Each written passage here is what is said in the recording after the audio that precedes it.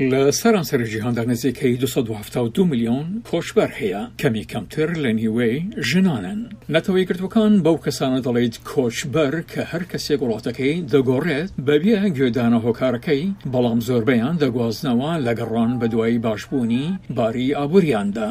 بە پێی ڕێکخراوی نێونەتەوەیی کۆچبەران، هیندستان گەورەترین ژمارەی کۆچبەرانی هەیە کە لە دەرەوەی وڵات دەژین، فەرەتر لە 17 میلیۆن کەس. ئەمریکا هەر یەکەمین وڵاتە خەڵک ڕۆی تێدەکات کە فەرەتر لە 50 میلیۆن کۆچبەری لەخۆ گرتووە. بەهۆی داخستنەکانی کۆڤید-19 و داخستنی سنوورەکانەوە نزیکەی 3 میلیۆن کۆچبەر گیریان خواردووە، بەڵام ڤایرۆسەکە ئەو تاوانبارانەی ڕانەگرتووە لە سوود وەرگرتن لەو کەسانەی کە بە دوای گەیشتن بە وڵاتانی نوێدان. ئەنتۆنیۆ ڤێتۆرینۆ، بەڕێوەبەری گشتی ڕێکخراوی کۆچ و کۆچبەری نێونەتەوەیی دەڵێت. ئەم ساڵ چوا بەرامبەر لە ڕێگەی دەریای ناوەڕاستەوە خەڵک گەیشتوونەتە ئیتالیا کە یەکێکە لە هەرە ڕێگە مەترسیدارەکان لە چاو ساڵی ڕابردوودا، یان ئەگەر سێری کەنداوی عەدەن بکەین 130,000 کەس هەن کە بە هەردوو ڕێگادا لە کەندا و پەڕیونەتەوە بۆ گەیشتن بە وڵاتانی کەندا و بەهۆی پەتاکەوە ڕانەوەستاون. لە ئەمساڵدا فرەتر لە 3100 کۆچبەر گیانیان لەدەستداوە لە هەوڵیاندا بۆ گەیشتن بە وڵاتانەی مەبەستیانە خنکان باوترین هۆکارە.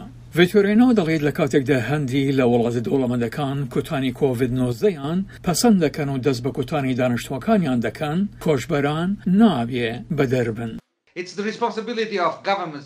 ئەرکی حکومەتەکانە کە گەرنتی ئەوە بدەن هەموو ئەوانەی لەسەر خاکەکەیاندان چوەکو هاوڵاتی یاخود هاوڵاتی نین، کۆچبەران بەبێ ڕەچاوکردنی باری یاساییان دەستیان بگات بە ڤاکسینەکە، چونکە لە ڕووی کرداریەوە ئەو پەتایە نیشانی داوین کە هیچ کەس سەلامەت نییە تا هەموو کەس سەلامەت نەبێت. ڕێکخراوی نێونەتەوەیی کۆچ و کۆچبەران دەڵێت ڕۆژی جیهانی کۆچبەران کاتی ئەوەیە کە دان بە بەشداربوونی ئەو کۆچبەرانەدا بنێت لە وڵاتانەیە کە تێدا جێگیر بوونە و ڕێزگرتن لە مافیان لە گەڕان بە دوایی ژیانێکی باشتردا. کۆچکردن دیاردەیەکی سروشتی ژیانی مرۆڤەکانە، هەمیشە هەبووە و لە جیهانی ئێمەشدا بەردەوام دەبێت.